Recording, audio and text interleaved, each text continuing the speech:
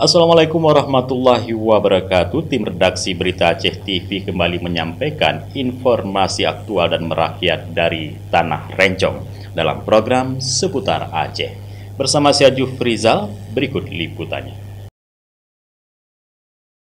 Ya pemirsa, pemerintah Kabupaten Aceh Besar bersama Forkopimda menggelar buka puasa bersama dan silaturahmi dengan para ulama se-Aceh Besar. Acara berlangsung di Kompleks Gedung Dekran Nasda, Gampong Gani, Kecamatan Ingin Jaya, Rabu malam 26 Maret 2025. Dengan tema mempererat silaturahmi, mengokohkan sinergi ulama dan umara, kegiatan ini menjadi momentum memperkuat kebersamaan antara pemerintah daerah dan tokoh agama. Bupati Aceh Besar Muharram Idris menegaskan bahwa kolaborasi yang telah terjalin selama ini memberi dampak besar bagi kemajuan daerah.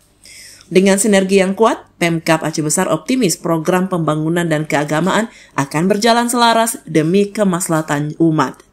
Dari Aceh Besar, Tim Liputan Aceh TV melaporkan.